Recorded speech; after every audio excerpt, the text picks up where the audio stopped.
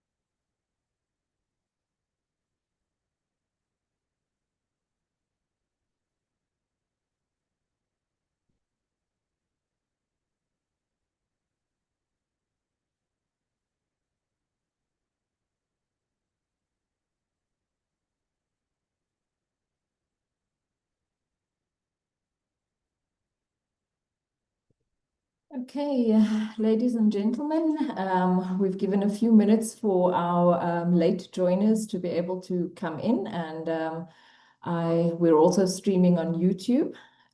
So the 1st of July has arrived with great anticipation. My name is Lynette Kameneth. I'm from the National Research Foundation SASTA unit, and we are very proud to welcome you to the first webinar of the first ever National Science Month in South Africa. This year marks a new chapter for us under the leadership of the Department of Science, Technology and Innovation, where we are having our first webinar of the first National Science Month that moves from a week to a month, where we discuss all things science, technology and innovation. So this month we are meeting under the banner Science, Technology and Innovation are for everyone. And this is a mantra that places ST&I at the center of everything we do in our everyday lives. And it acknowledges that a science literate nation is a nation that can build solutions from the grassroots up. We kick off the month with a topic that's very central to our modern world, and that is technology and innovation. So from the very start of our timeline as human beings, the creative use of resources is what has set us apart from every other species on our planet. Our creativity has always come with both solutions and challenges, and we've learned to embrace it as a species. So for example, let's go all the way back to fire. When humans discovered fire, it was both a blessing and a curse. We could cook our food, which would then build stronger bodies and minds for us to be able to survive better. But on the other side, on the flip side, the uncontrolled use of fire could also burn down homes and settlements and cause injuries or death. Then in my generation, from the 1980s, all those joining that are from that generation will remember that there was a time when the television was a shiny and new technology and everybody was very excited. It gave bored children like myself something to do, and it sparked our imaginations and taught us things. But on the flip side, our parents had major concerns that we were staring at a screen for so many hours a day. It would rot our brains and it would damage our eyes. Today we have the same thing, where digital technology has completely transformed our world. And this is where regulation meets innovation. One of my favorite quotes from the movies is, with great power comes great responsibility. And this is definitely the case in our current times, where technology is advancing much faster than our laws can keep up with. So today, for our very first webinar of our very first National Science Month, we're very pleased to have an esteemed academic and researcher in the legal space. And she's here to weigh in on regulation of technology. So Professor Lizelle Ramascio Calvino will take a very unique angle on this debate around the regulation of technology. It's a debate that is raging across the world, not just in South Africa. And she will relate her research to the impact that our technology, especially digital technology, is having on the development of our children and our youth. So she will show us in her presentation today how digital technologies are creating what she calls a fourth space, in which children's identities, their relationships, their learning potential, and their participation in the world are being affected by the governance structures of our digital platforms, as well as the very famous and sometimes controversial algorithm. I'm sure we've all heard about algorithms, so she will be diving a bit deeper into that. So her presentation looks at research and international trends, and she'll propose a shift in how we view the digital environment, especially how this should impact the regulation of our technologies on behalf of our children. So we are encouraging you, whether you've joined on the Zoom platform or if you are watching our live stream on YouTube, that you post questions on the platforms as we go along. And we will stop at the end and explore some of these questions. I also just wanted just quick housekeeping. So for everybody that's joining us, especially on the Zoom platform, we request that as you come in, especially if you're arriving a little bit late, that you switch off your microphone and you switch off your camera, please, so that we keep the environment noise-free and we give our attention to our speaker. So please welcome then Professor Lizelle Ramascio Calvino. She is an associate professor of law at the University of Zululand. She was admitted as an attorney in 1999, holding extensive legal and academic experience, especially in family law, child law, and constitutional law. So in her academic responsibilities, Prof previously served as the acting legal director at the University of Zululand. She was a member of the University Council, and she's actively contributed to several institutional committees. She's also widely published with contributions in national and international journals, as well as book chapters, and she has supervised numerous postgraduate students. Her commitment to community engagement is also commendable and resulted in her receiving the University of Zululand Vice Chancellor's Award for Community Engagement in 2022 and last year in 2025. Prof also serves as a reviewer for the National Research Foundation and as a reviewer and editor for several accredited SAPSE accredited journals. She is also an external examiner and moderator for various higher education institutions. Her main focus and points of interest as it relates to research focuses on family law, child law, legal pluralism, constitutional law, and the scholarship of teaching and learning, and more recently, the scholarship of community engagement. She regularly presents at conferences and has also been invited as an international guest lecturer, sharing insights on law, education, and the integration of technology in legal education.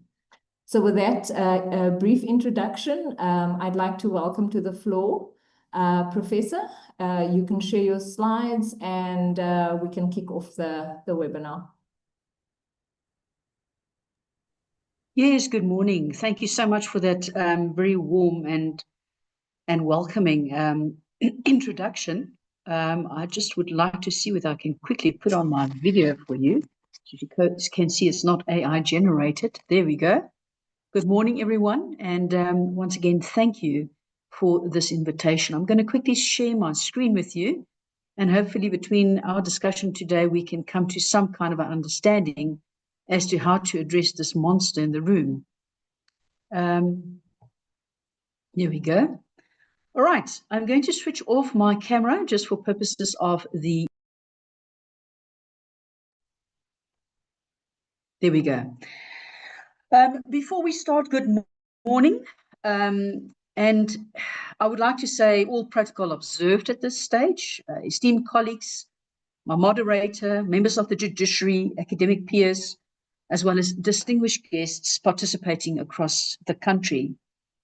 Thank you for this privilege of your time and for the invitation to deliver this address. This is an address that's very close to my heart, and I have published on this issue as well, and I think it is becoming more and more an imperative that some leeway be made in terms of addressing this profound intersection that we are facing ourselves.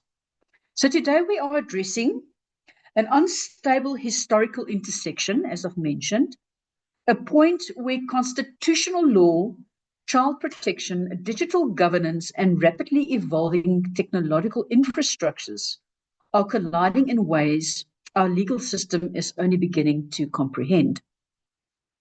When this invitation to speak on youth and technology first arrived, my immediate instinct was to interrogate the very vocabulary that we are currently using to frame this issue. In public discourse, in parliamentary committees, and even in some legal circles, the relationships between youth and technology is frequently reduced to a series of behavioral panics. We hear endless debates around screen time, as previously indicated by my moderator, as well as digital literacy, the rural-urban digital divide, and how parents can better monitor their child's smartphones. But today, as indicated previously at the introduction, I want to invite you to step entirely away from those binaries. What we are witnessing in South Africa and across the globe is not a temporary wave of technological change that can be managed with better parenting or basic digital literacy. It is a profound, permanent, and a structural transformation in the nature of childhood itself. This transformation has been formally recognized in the international human rights law. In 2021, for example, the United Nations Committee on the Rights of the Child published its landmark general comment, number 25. And this document affirmed unequivocally that children's rights under the Convention of the Rights of the Child apply fully, completely, and without reservation in the digital environment. On a doctrinal level, this was a massive breakthrough. It signified and signaled a paradigm shift. It formally collapsed the historical artificial distinction between the offline childhood and the online childhood. It told the global legal community that a child's digital life is not a separate sandbox of a virtual simulation. It is a real life and it demands real protection.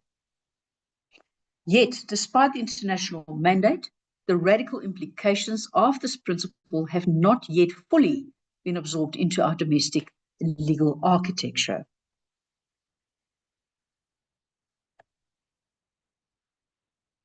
To understand why our legal system are struggling, I think it's imperative that we look at the history. Historically, the state of childhood was situated within relatively stable, legible, and physical bounded environments. For generations, a child grew up within a visible structure of the family home, the physical classroom of a school, and the community of religious institutions and the local neighborhood. These spaces were tangible, they were bounded by walls, fences, and geography. Crucially, They were socially regulated through direct, face-to-face interpersonal interaction. Authority within those spaces were visible and identifiable. If a child was bullied at school, a teacher was there to intervene. That's how simple it was. If a child was exposed to inappropriate material in a shop, an adult could step in. Authority was territorially grounded, human-centric, and accountable. Today, that physical architecture has fundamentally collapsed. The contemporary South African childhood now unfolds simultaneously across physical spaces as well as digital environments. But let us be entirely clear, these digital environments are not neutral public spaces.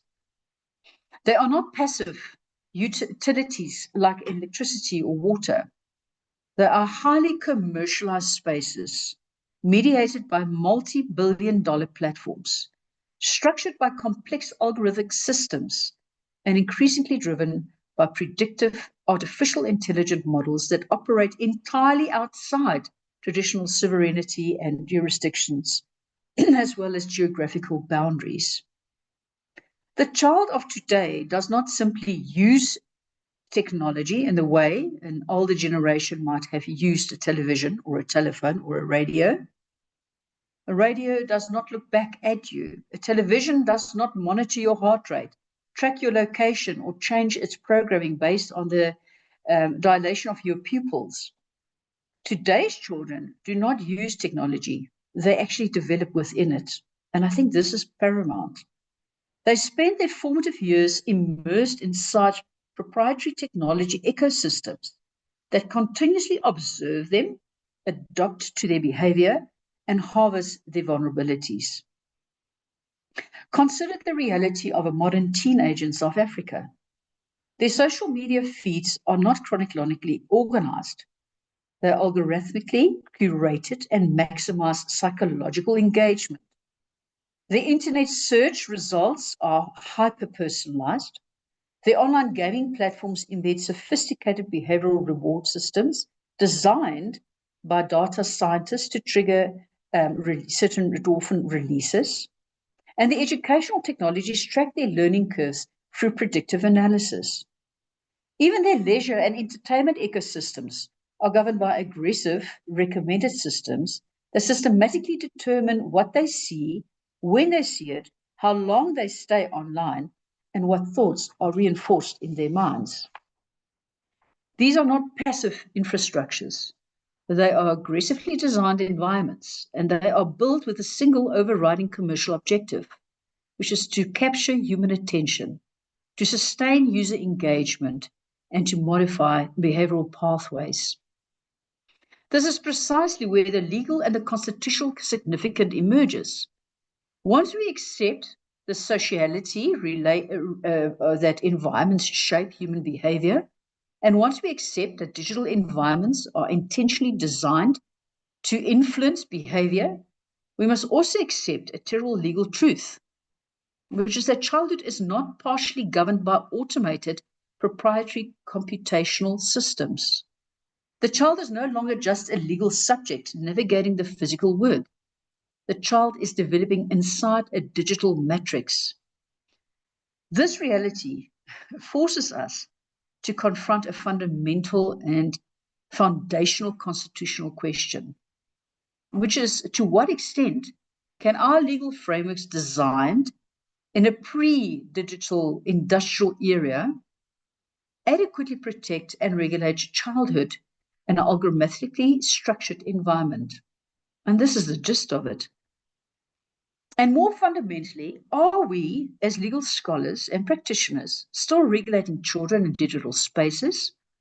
Or must we now pivot to regulating the digital system that constitutes childhood itself? This shift makes our necessary transition from individual behavior regulation to a systematic ecosystem governance.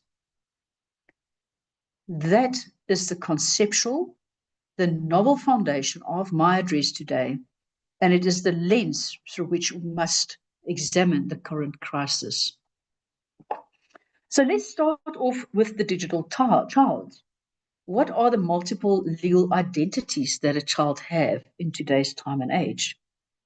To meaningfully address the legal and the regulatory implications of this digital transformation, we cannot rely on outdated legal categories.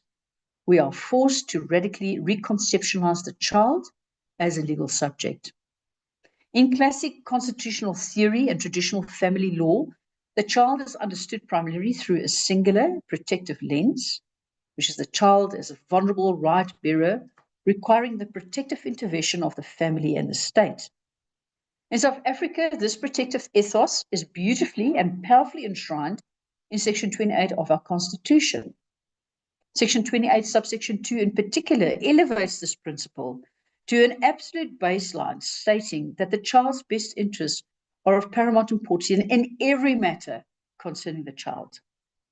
Our courts have spent decades breathing life into this provision. In the landmark constitutional court cases such as State versus M in 2007, Justice Albie Sachs famously emphasized that a child's best interests are not merely a polite guideline, nor are they just one factor to be weighed against each other. Instead, Section 28, subsection 2 functions as an expansive, overarching constitutional consideration that must actively shape how laws are interpreted and applied. However, when we transplant this traditional protective legal framing into the digital environment, we find that it becomes profoundly insufficient on its own. Why? Because the child in the digital age is no longer a single-dimensional legal subject. In the digital ecosystem, a child simultaneously occupies multiple, overlapping, and often conflicting legal identities. Let us map these identities clearly. Now, firstly, the child remains a constitutional right bearer entitled to dignity, privacy, and protection. Secondly, the child is a learner, utilizing educational technologies that track their cognitive development. Thirdly, the child is an active consumer within digital marketplaces, target marketed by in-app purchases and platform economies. Fourthly, the child is a data subject under information protection regimes, generating millions of data points every week. Number 5, the child is a content producer and publisher, uploading videos, streaming content, and participating in global public discourse. And finally, the child is an algorithmic target processed through predictive models designed to profile their psychological vulnerabilities. Sure, so this multiplicity of identities is not an accident. It is structurally produced by the very business models of the digital platform that children frequent. This is powerfully supported by reasons conducted by the Organizations for Economic Cooperation and Development on children in digital environments. The OECD highlights that children are unique because they are simultaneously active economic participants in digital markets, as well as passive subjects of non-stop, invincible data extraction systems that operate continuously in the background of their daily lives. The legal significance of this multidimensional identity is immense. It means that the contemporary child is no longer located within a single, neat regulatory domain like the Children's Act. Instead, the child exists at the chaotic intersection of multiple fragmented legal systems, telecommunication laws, consumer protection law, data privacy law, and criminal law, systems that were never designed to cooperate or function as a unified child governance structure. Our South African constitutional framework provides us with an incredibly strong normative vocabulary. Section 10 guarantees an inviolable right to human dignity. Section 14 guarantees the right to privacy, which includes protection against the unlawful collecting and processing of personal information. And then Section 16 guarantees freedom of expression. But we must have the candor to admit that these constitutional protections were conceptualized in an era where violation of rights were primarily interpersonal, they were localized, and they were physically visible. If someone violated a child's privacy in 1996, They did so by physically intercepting a diary or eavesdropping on a conversation. If someone violated a child's dignity, they did so through visible, public, localized acts of humiliation. Digital environments completely shattered these assumptions. They introduce distributed, continuous, automated, and systematically generated forms of rights violations that are often completely invincible to the child, the parent, and the state. Crucially, we must acknowledge that this environment is governed by corporate entities whose values do not necessarily align with Section 28 of the Constitution. As some legal authority submits, it is meticulously demonstrated in works such as The Age of the Surveillance Capitalism. The dominant business model of the internet is not built on providing a service necessarily. It may be built on the extraction of behavioral surplus. Digital platforms are therefore intentionally architected to treat human experiences as free, raw material, which is then translated into behavioral data, processed by machine learning, and used to predict and modify future behavior. When our children step into these spaces, they are therefore entering a playground designed by behavioral psychologists and data engineers to maximize extraction. This has led to a radical, unregulated decentralization of governance authority over childhood. The primary authority shaping the moral, intellectual, psychological, and behavioral development of the South African youth is therefore no longer just the parent, the school, or the democratic state. Childhood is now actively co-governed by privately owned, unaccountable digital infrastructures that operate completely outside our domestic frameworks. And this forces us to confront a highly confrontational question. Who is truly shaping the minds, the values, and the identities of South African youth in the digital age? The uncomfortable truth is that authority has shifted from democratic institutions and families to automated, proprietary, and extraordinary codes. So why does this matter now? What is the empirical and the constitutional urgency to address this issue? Let us pause here to address the skeptics who might argue that this is merely a theoretical and academic exercise reserved for high-level legal symposiums. I want to emphasize that this is a present-day constitutional and operational crisis occurring in real time in millions of households across South Africa.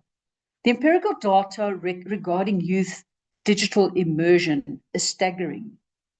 UNICEF's State of the World's Children's Report notes that globally, children and adolescents constitute more than 1/3. I'm going to reiterate that 1/3 of all internet usages. In developing nations, as well as in middle-income countries like South Africa, children are connecting to the internet from increasingly younger ages, often before they can read or write properly. And they are staying online for longer durations. Crucially, a significant portion of this connection or connectivity occurs on personal mobile devices, entirely without meaningful adult supervision, mediation, or gatekeeping. Furthermore, the International Telecommunications Union, ITU, reported in its global indicators that youth internet usage vastly outspaced the rest of the population. With over 70% of the world's youth, that's now the world's youth, being online. In South Africa, this explosion of cheap smartphones and localized data bundles has meant that even in marginalized social economic communities, digital access has become a baseline reality of youth culture. And these statistics are not just numbers on a page. They represent a massive, unmitigated structural exposure of our youth population to the unregulated digital environment. In response to this clear exposure, our legislature enacted the Protection of Personal Information Act, or the POPI Act, commonly known as. In examining Section 35 of the POPI Act, one will find a beautifully drafted statute that said it creates a strict blanket prohibition on the processing of personal information of children, unless an explicit exception is met, such as obtaining the prior informed consent of a competent person, usually a parent or a guardian. But as legal scholars and international data regulators having pointed out, traditional data protection frameworks like POPIA suffers from a fatal structural limitation. POPIA was designed for a static, transactional era. It assumes that data processing is a linear event. A company collects a piece of data, stores it in a database, and uses it for a specific or disclosed purpose. Our law assumes that if we regulate the collection of data, we can protect the individual. But in the contemporary digital ecosystem, the true danger of our children does not lie merely in the collection of their data. It lies in the automated behavioral shaping systems that use that data in real time. This is a subtle but a monumental distinction that our jurisdiction must master. A child logs onto a platform. The platform collects the data not just on what the child clicks, but what long the eyes pause and on a specific video, how quickly they scroll past an image, and what time of night they are active. This data is instantly fed into an artificial intelligent recommender system. And this system does not just store the data, it uses it to dynamically restructure the child's digital environment. Therefore, contemporary digital harm is no longer a question of isolated exposure to bad content. It is a question of systematic design. Recommender systems determine exposure pathways. Engagement-based architectures exploit a child's psychological vulnerabilities to keep them scrolling. And personalizing loops constructs unique, inaccessible digital realities that can wrap a child's perception of body image, self-worth, politics, and social reality. The global community is beginning to realize this structural flaw. As we all know, the European Commission, in its historical implementation framework for the Digital Service Act, or the DSA, has explicitly moved away from simply regulating content. The DSA has formally classified algorithmic recommender systems as sources of systematic risks that tech companies have a legal obligation to mitigate. This represents an enormous technical shift in global regulatory philosophy. We are now moving from regulating isolated content to regulating automated systems. We are moving away from reactive or reacting to manifested localized harm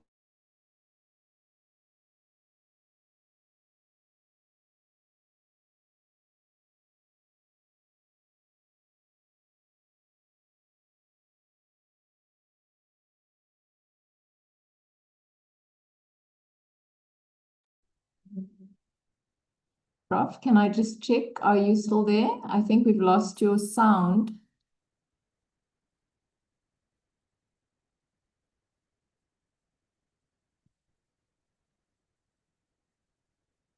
Okay, we apologize for that to all our guests. Let's just see if we can get the prof back on.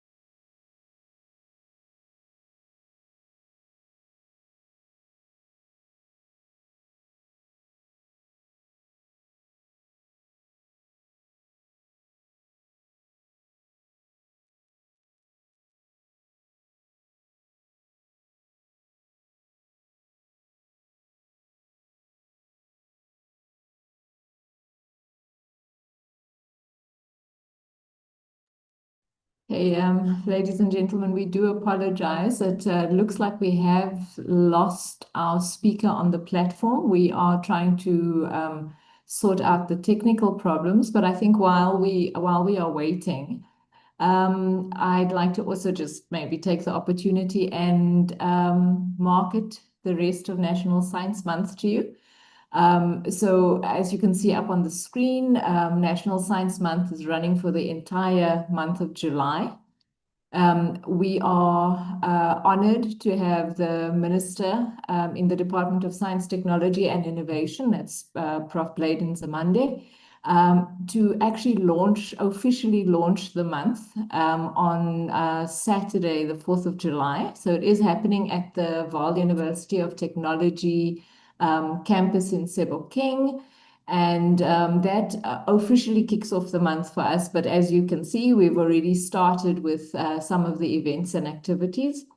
And our National Science Month, we're so excited about it. It's been a lot of work in the background. The NRF SASTA has been working with the DSTI on the coordination of the month. So we do also have, a framework that guides us on what we actually want to achieve with the month. So as I said in the beginning, that we are hosting the month this year under the banner of Science, Technology and Innovation are for everyone. And that, according to our framework and our goals, is translating into what we call free will participation. So what that means is because we believe very strongly that a science literate South Africa needs to start from the grassroots. So we are encouraging all South Africans, doesn't matter where you live, what your profession is, whether you are involved in science and technology research. We want everybody to participate. So for example, let's say you're in a community X, which has a problem with clean water. If that is a problem for your community, gather a group of people and have a discussion about where the problems lie, how science, technology, innovation can actually assist you in solving your challenges. If you, for example, are a PhD science student and your research touches the lives of our communities, we encourage you go and speak to a community where your research can have a benefit and find out what the needs in that community are. Bring the community along with you on your research journey to inform you better. Another example is we have a number of science centers and science councils in South Africa that look at different niche parts of the science, technology, and innovation space. We encourage them as well. Host events, tell the public about your work, and do it in a manner that takes your science and simplifies it, so people can understand why what you're doing is important, how it impacts their lives. So that is our free will approach, and we are, for the whole month of July, it's not too late, on our website, the NRF SASTA website, which is www.sasta.ac.za. We have a special web page up for National Science Month, and you can find a lot of the detail there, including our framework, which will sort of give you what our goals and our direction is. And we encourage you to come on board to register your events on that same website. You will find links for all of that. If you do need some guidance and assistance on how to go about it, you can also contact some of the staff that have been working on the pulling the events for the month together to give you some guidance. So I've been trying to make up some time. I'm not sure what has happened to our speaker. And we do also have questions. Can I maybe ask in the background for our colleagues to just let me know, maybe on the direct chat, if we're going to be able to continue. I see Prof is back on. Ah, perfect. I've been talking and I haven't Colleagues, been I'm so monitoring. sorry. You know, we were No just problem. talking about the issues of technology, so my Yes. sincere apologies. No I problem, must have Prof. I must have lost connection. Tell me quickly, up until where did you lose me? I think we were discussing, you were mentioning all the statistics from UNICEF on, you know, the exposure of youth to the digital environment. I think Okay. maybe we can take it from there. Yeah, that'll Okay, be good. Thanks so 100%. much for rejoining. No, no, not a problem. Sorry that I was kicked out. I don't know why. All right, let me quickly just gather my thoughts here. Like I said in the beginning, technology and advancements, there's always positives and negatives. That's it. That's it. Okay, so what I've discussed the child's or the state of the digital child, and I think it's quite clear from the discussion that, you know, we are now no longer working. Let me just move to the slide as well.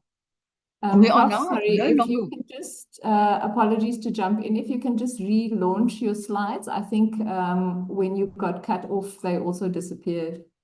Let me quickly do that. Thank you. Let me just close this. And let me just share my slides again.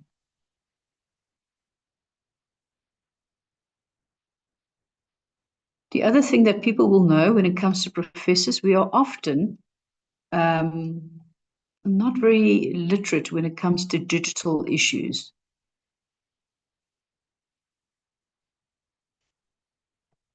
All right, let's see. I'm sharing quickly.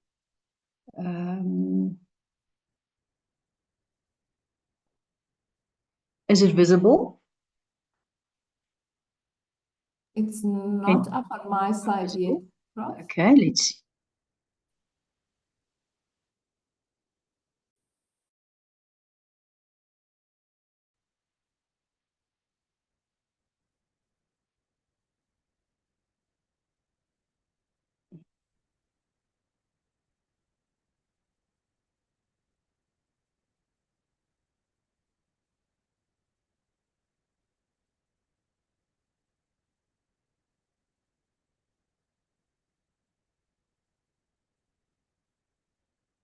Oh, my apologies. Let me quickly just go out completely and go back in.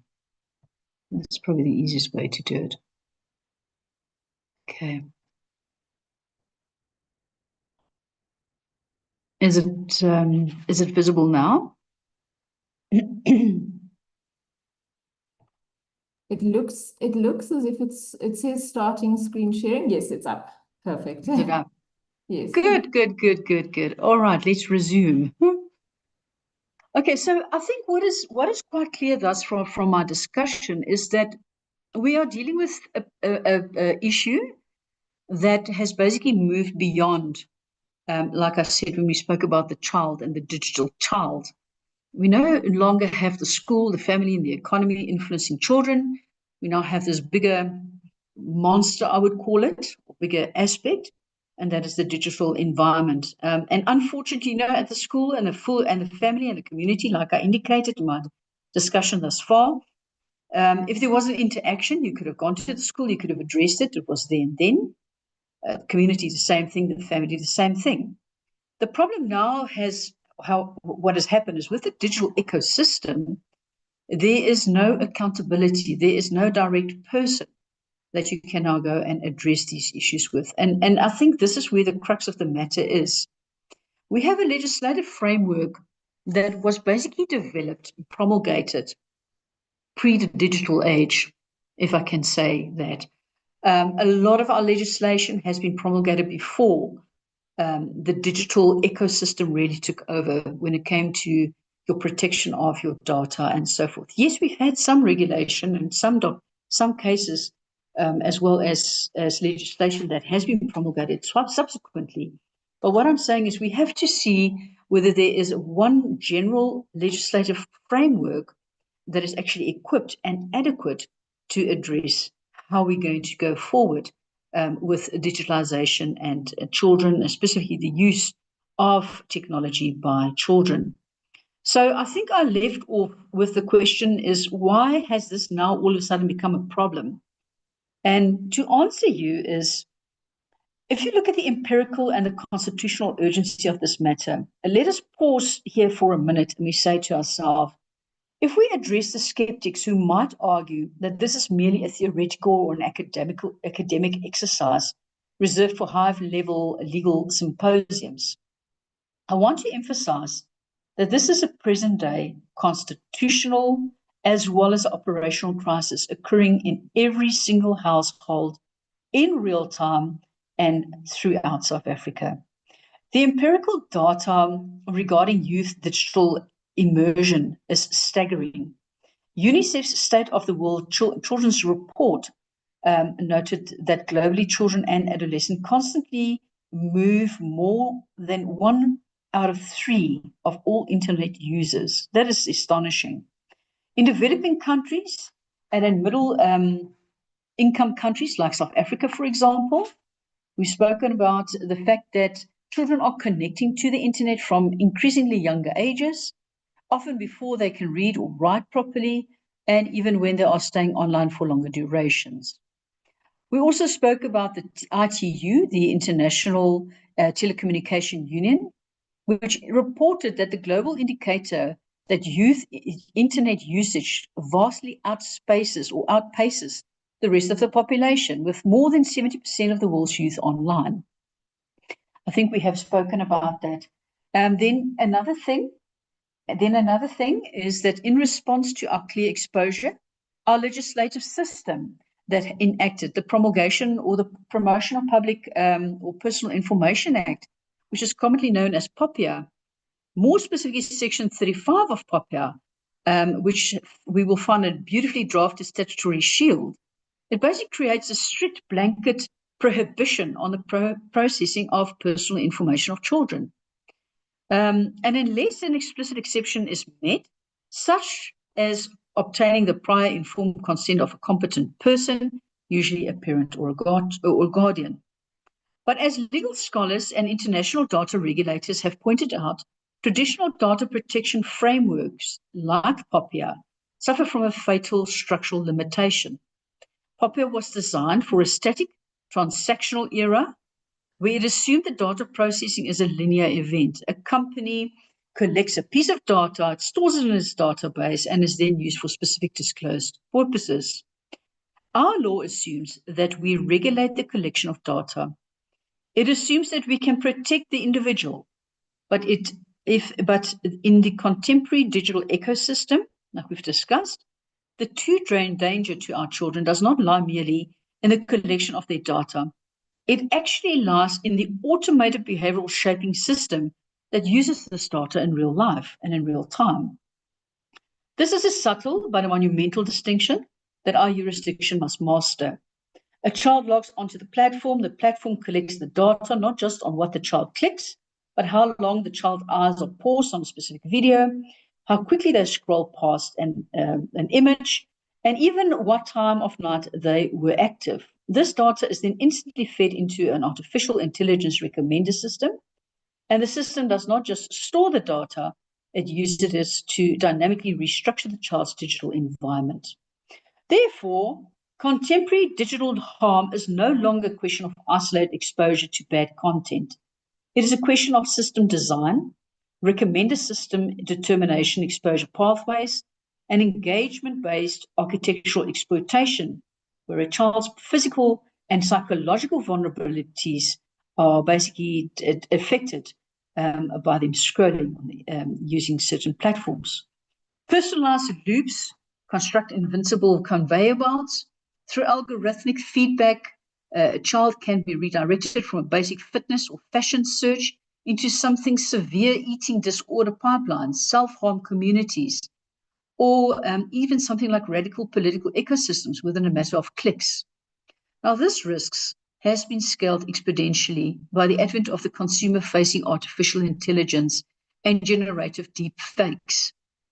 It is now possible for a teenager with zero coding skills to download a mobile app and create hyper-realistic, sexually explicit synthetic or synthesis of images or videos of their classmates using a standard school photograph.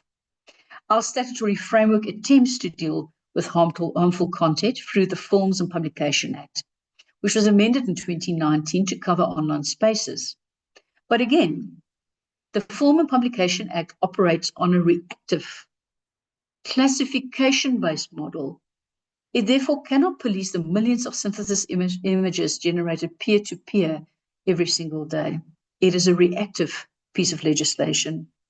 However, our judiciary has also shown that it will not allow legislation or legislative to leave children unprotected. I think in a historic case which verified the criminal ruling was the case of Scaby, which was a case in Pietermaritzburg Regional Court where the accused was convicted in criminal proceedings involving the unlawful creation and distribution of digitally manipulated explicit images. This contravened provisions of the Cyber Crimes Act 19 of 2020. And in this specific case, the court imposed a custodial sentence of direct imprisonment, reflecting the seriousness with which South African courts are beginning to treat digital facilitation forms of image-based abuse and online exploitation. While this matter is not a reported appellant decision, it reflects an emerging pattern in South African criminal courts in which conduct involving digital manipulated or synthetic sexual imagery is prosecuted under existing cybercrime and dignity-based legal frameworks, including constitutional protection of dignity under Section 10 of the Constitution. The case therefore illustrates the increasing willingness of South African courts to apply to the Cyber Crimes Act to technology mediation from forms of harm, particularly where such conduct implies reputational harm, privacy violations, and the digital interest of victims. I want to quickly move on to some of our risks that we've been discussing. And the first or the second risk that we are looking at is the digital exploitation and interpersonal abuse. This basically deals with digital exploitation and peer-to-peer interpersonal abuse, which is uniquely capped, which includes cyberbullying, coordination, online harassment, online grooming, and sextortion. This is now the new thing, sextortion. The digital environment amplifies interpersonal abuse in three distinct ways: anonymity, permanency, and velocity. In the physical world, bullying ends when the school bell rings. In the digital world, a coordinated campaign of humiliating follows a child into their bedroom. It operates 24 hours a day. It remains permanently indexed on the internet, and it spreads across a school community within minutes. South African constitutional jurisprudence has consistently protected children and individuals against dignity and privacy violations.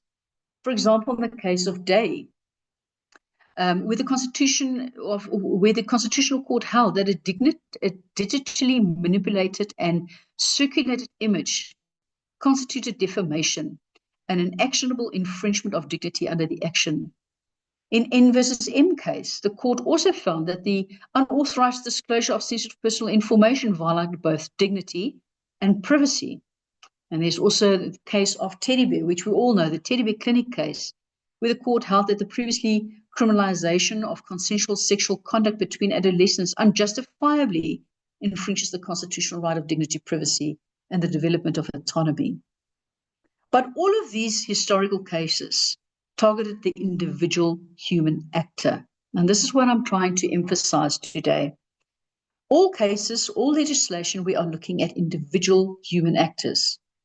In other words, they left the multinational platform companies completely untouched, treating them as passive and neutral participants. Now, very recently in 2025, there was a Gauteng division of the High Court Johannesburg case, Digital Law Company versus Meta, where the High Court was seized with an urgent application concerning the circulation of unlawful and explicit content involving children on Instagram and WhatsApp. The court granted interim relief, ordering Meta to take steps to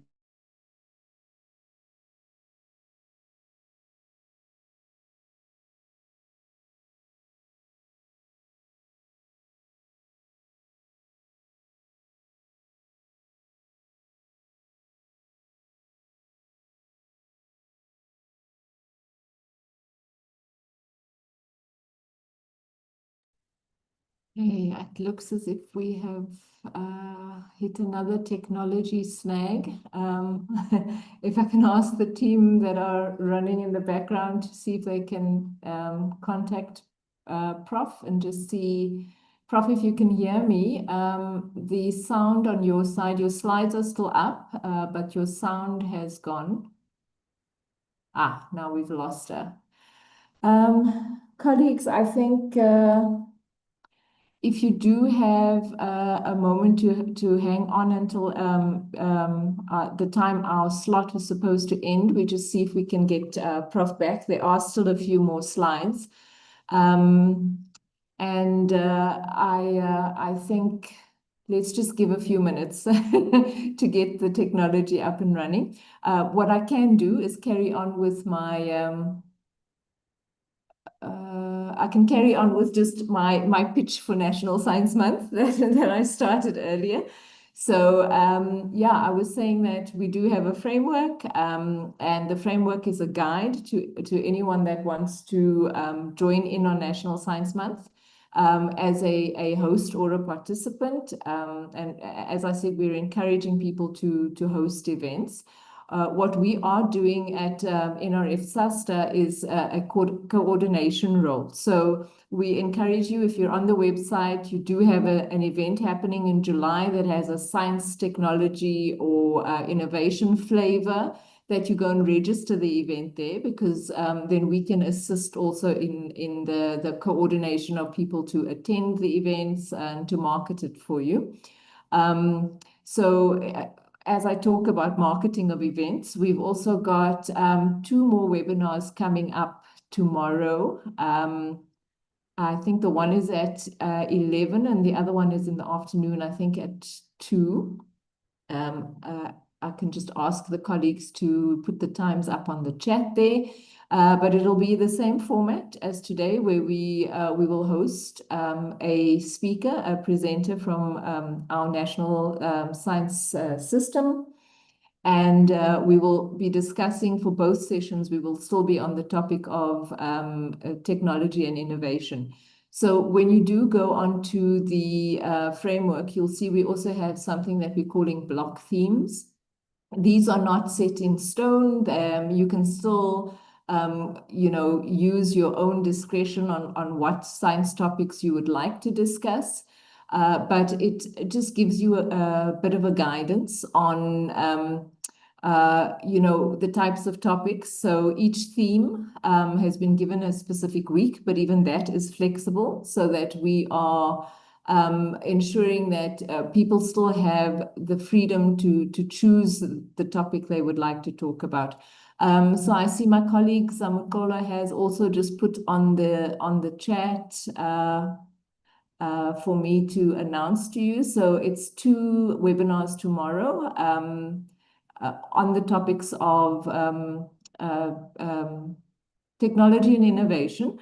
The one looks at the security architecture on social media, which is something Prof has also touched on now in terms of the bullying that children experience 24/7. So that should also be an interesting webinar. And then later in the afternoon, we will have another one. You can also just check on our YouTube channel, because the live link for the stream will be there. The second one tomorrow will be from 2 to 3, and it revolves around protecting our children and making them digitally resilient in an online world. I do see we've got Prof back, so I'm going to hand back over to you, Prof. You might want to just also look in terms of the time, because I think we will run over a little bit, and we do have a few questions.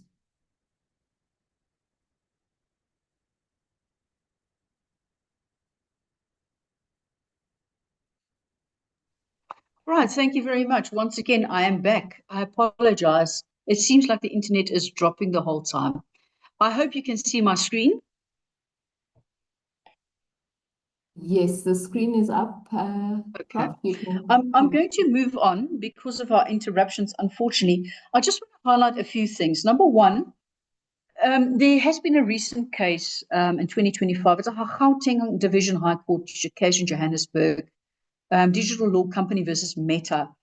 And what's extraordinary about this case is that the High Court was seized with an urgent application concerning the circulation of unlawful and explicit content involving children on Instagram and WhatsApp. The court granted interim relief, ordering Meta to take steps to remove identifiable accounts and challenges associated with the dissemination of such content. What is important about this matter is that the matter reflects an increasing willingness of the South African courts to grant urgent interlocutory relief in digital harm cases involving social media platforms, particularly where children's constitutional rights to dignity, privacy, and protection under Section 28(2) are implicated. So this judgment does not establish, however, a doctrine of platform strict liability, nor does it constitute a bridging precedent on the system-growing obligations of global technology companies. Rather, it represents a case-specific judicial intervention grounded in constitutional rights and existing procedure and statutory frameworks. I'm going to skip on and quickly just touch on the issue of what other countries are doing with this same problem that we are facing. So to truly appreciate the unique novelty and the global significance of South Africa's current legal trajectory, we must place our system into a rigorous comparative analysis with regulatory frameworks currently emerging across global north. If we look at the European Union, the EU model is grounded in systematic bureaucratic co-regulation. And they basically promulgated the General Data Protection Regulation, and then recently also enacted the Digital Service Act. And the Digital Service Act is arguably the most ambitious legislation text in the world. It forces tech companies to conduct mandatory annual systematic risk assessments, and it also gives the European communities, or Commission rather, the power to impose multi-billion euro fines if a platform recommendation or system are found to be harm in terms of minors and their mental health. In the United Kingdom, they have pioneered a model of statutory duty of care through its Online Safety Act of 2023. And this model places a direct legal duty of care on the executives and board members of tech companies to proactively mitigate risk to children on their platforms. And if they fail, executives can face personal criminal liability.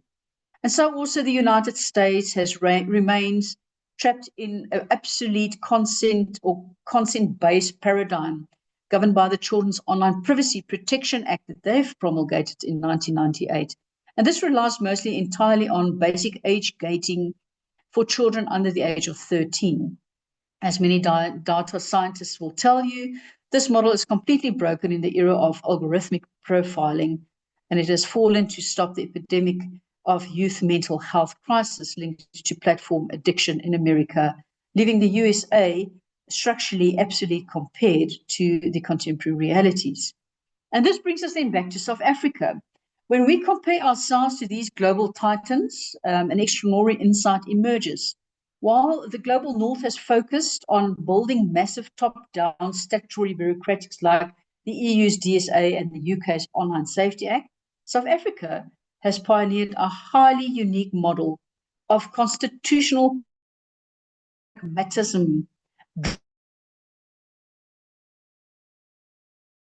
If you look at the bigger and the global and the holistic problem of the digital ecosystem, we do not have the massive regulatory budgets of the European nations. We do not have the legislative updates of the United Kingdom.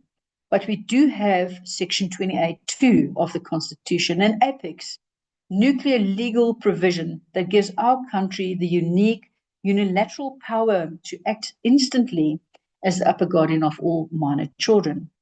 As in the Meta case, it brilliantly demonstrates a single South African High Court judge sitting in Johannesburg or Pretoria can leverage the Constitution to bypass international law agreements, piercing a global corporate veil and command a multinational monopoly to hand over user data within 48 hours under the threat of contempt of court. So just a closing reflection.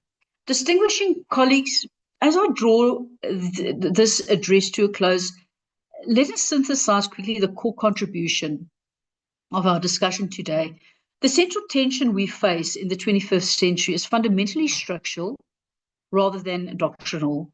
We are caught in a terrifying chronological mismatch. Technological systems are evolving at an exponential, hyper-accelerated rate, while our formal statutory legal framework evolve at a slow, incremental, and reactive pace. This creates a widening danger between the lived reality of digital childhood and the law's ability to govern it. We must return to the foundational insights articulated by the legendary digital legal scholar Lessing in 1999, who coined the phrase code is law. And he argued that software code, algorithms, digital architecture regulates human behavior just as effectively, if not more effectively, than formal statute passed and democratically elected parliaments. Therefore, our ultimate jurisprudential and constitutional task is clear. We must completely abandon the absolution or the absolute illusion that we can protect our youth by regulating their individual behavior or telling parents to buy monitoring software. We must move broadly and boldly from trying to regulate children in digital environments to directly and aggressively regulate the digital environments, rather, that now constitute childhood itself. To translate this philosophy into action, South Africa cannot rely solely on our courts to fight isolated case-by-case battles. We must urgently reform our legislative architecture. And I propose 3 immediate non-negotiable system intervention for our legal system. First, we must institute mandatory algorithmic transformation or transparency and audit mandates. We must reform POPIA to give the information regulator the explicit statutory perform and power to demand that any global digital platform operating within South Africa borders must submit its recommended algorithms to independent local forensic audits. We have a right to know how these systems profile our children, and we must force those platforms to disclose engagement, maximizing algorithms for users under the age of 18, replacing them with safe chronological feeds. Secondly, we must transition from reactive legislative and litigation to statutory platform strict liability. The Brewery common law principle established in the Meta case must be codified into national legislation. We need an Online Safety Amendment Act and explicitly establish a statutory duty of care on platforms, making them strictly and civilly liable for systematic architecture failures that result in the viral exploitation of minors within our borders. And lastly, we must invest heavily in specialized digital judicial infrastructure. We must establish dedicated digital magistrates and equip South African Police Service cybercrime units with advanced tools that can bridge the execution gap so that any child from any social economic background can access immediate judicial protection against digital abuse within hours rather than waiting for extensive high court interventions. South Africa is a nation born out of a profound struggle of human rights, human dignity, and systematic transformation. Our Constitution is a transformative text designed to disseminate oppressive structures and protect the vulnerable. Today, the new frontier of oppression and exploitation is digital. Our youth are navigating a borderless, algorithmic wilderness owned by foreign monopolies. But as in court cases shown, as in the Nene case, the Diago case, and the historic Meta case, South African processes this unique constitutional soul, the jurisdictional framework, and the judicial courage to lead the developing country and the world into a digital constitutionalism. We've established the progressive legal principles. We must now summon to the political and the structural will to build the technological enforcement architecture to match it. Let us secure the digital borders of our childhood, and let us ensure that our Constitution remains the supreme law, not just in our physical streets, but across every line of the digital code that shapes the future of our nation. I would like to thank you very much. I am honored by your attention, and I look forward to engaging with you with rigorous discussions. Thank you, ladies and gentlemen. Thank you very much, Prof, and thank you for pushing through despite all the technology challenges. We thank you for bringing us, I think, a different angle on the topic because, you know, as a parent myself, I found this very eye-opening that, you know, you think you're giving your child access to a technology that can push them, you know, higher, that can facilitate a better future for them. But at the same time, it becomes really scary to think that your child is in this digital matrix, I think you called it, that you have very little control over. And I think the fact that it's, you know, that you've brought out about the behavioral changes that is making to your child. I think that as a parent is something that's really switched on a light bulb for me. I know there's this one quote that says, if you're not paying for the product, then you are the product. And to think of your child as a product for, I think you called it surveillance capitalism, to exploit is something that you know, we need a whole of society type of discussion on, not just you know, looking at the regulation and the legislation. There's a whole gap there as well, where, as you were saying, you know, we've got all these pieces of legislation that don't talk to each other, that are still in the 20th century and, you know, haven't moved on.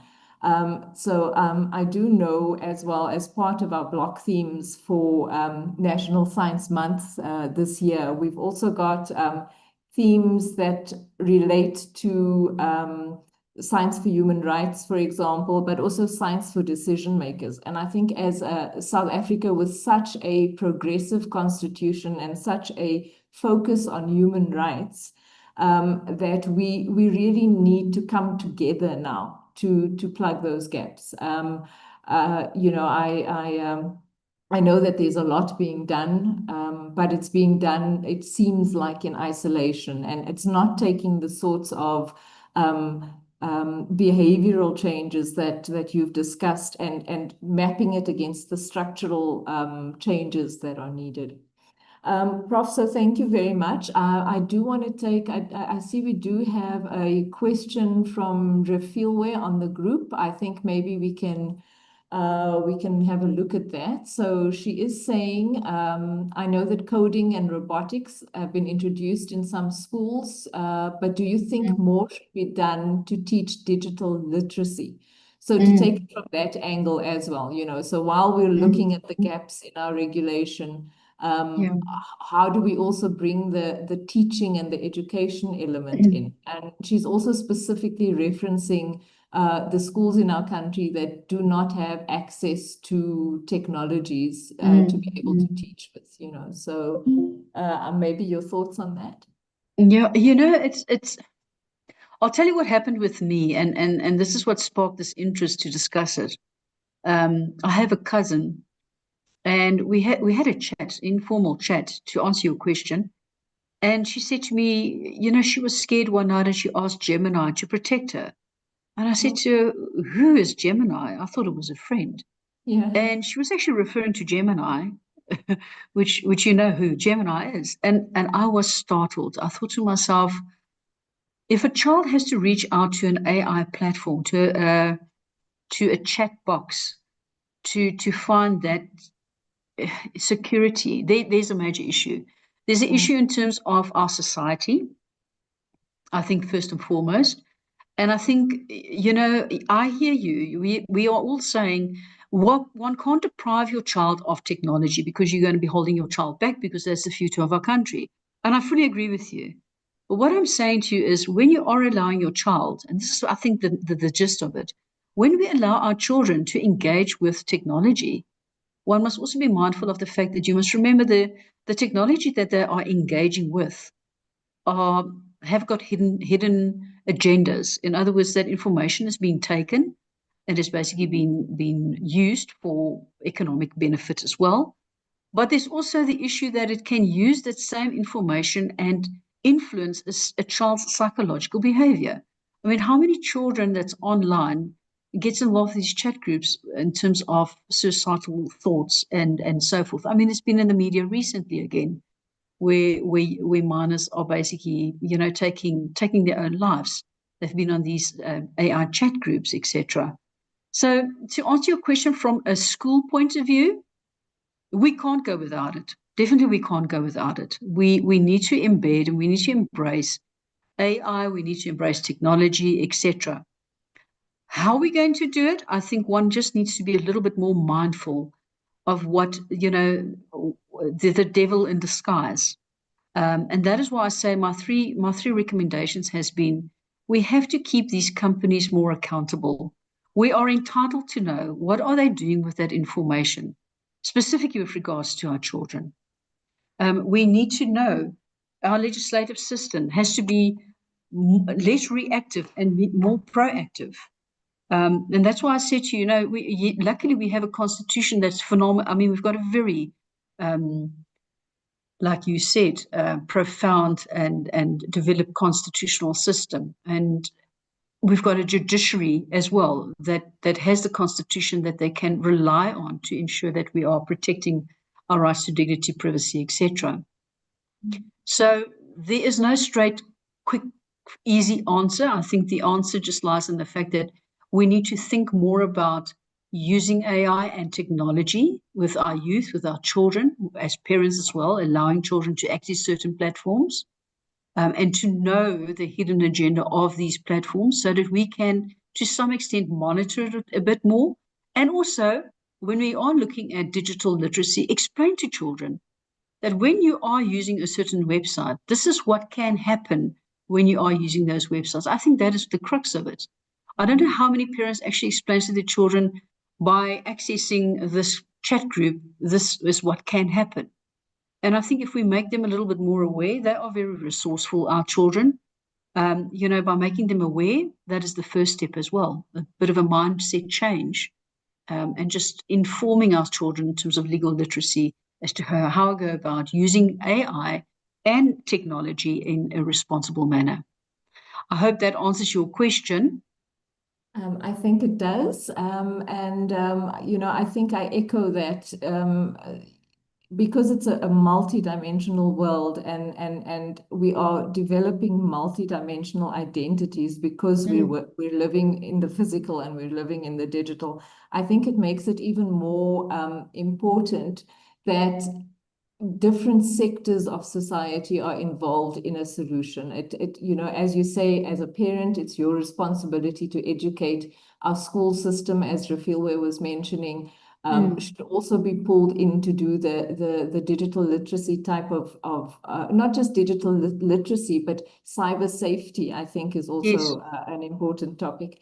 And then, you know, I was also thinking as I was preparing to moderate, there was changes in legislation that happened in, like, I think it's the UK and Australia, where the under 16s or I think you mentioned maybe under 13s are banned from social media. But just knowing a teenager and having once been a teenager, as soon as you are told you're not allowed to, that's when you actually want to jump in and participate.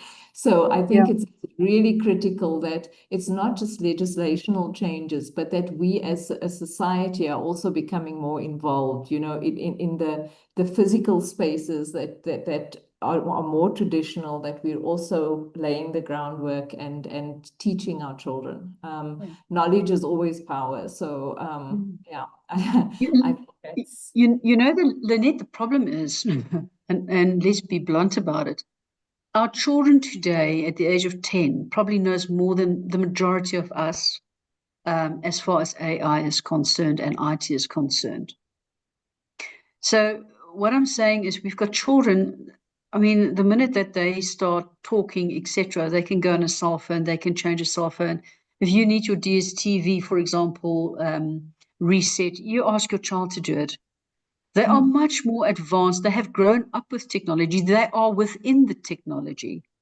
And now we are sitting, looking from the outside in and saying, how are we going to address this issue?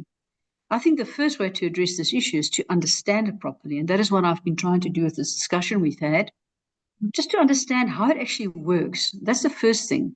Once we know how it works, then we can look at our legislative framework and say, we've got a good legislative framework. How can we improve it? And that is the gist of the whole issue, as far as I'm concerned. We need to understand AI. We need to understand technology, and hopefully a little bit more than your children understands these concepts. Right. No, I totally agree. Prof, I think I'm not seeing any more questions, so I think we've come to the end of the questions. I wanted to take the opportunity again to just thank you for your time. Thank you for thinking deeply about these things that affect all of us and bringing it to the public attention. I think the more we talk about it, the more people we get involved and the more solid our solutions can become. And I think like they say, the children are the future.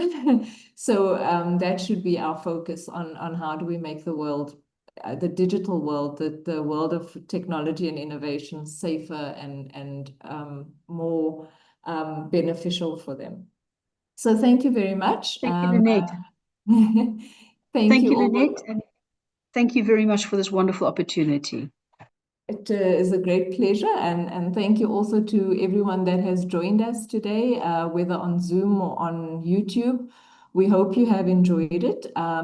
We hope that we've stimulated some questions and that you will carry on the journey on this path to find out more, to see how you can become involved. As I said in the beginning, science, technology, innovation is a part of our entire world at the moment. So the more we can become empowered and aware, the more we can also have discussions and find these solutions. So we thank you for joining us. I'd also just like to remind you of our 2 upcoming webinars tomorrow. The details are on the chat, but just to repeat it for you. So it's tomorrow from 11 till 12. We're talking about a security-first architecture, which ties in very nicely with this first webinar that Prof has done for us.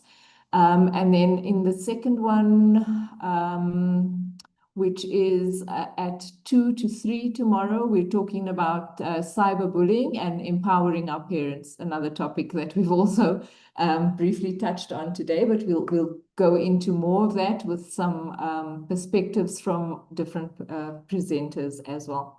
So thank you very much for your time, and we are officially closing the webinar now. Thank you.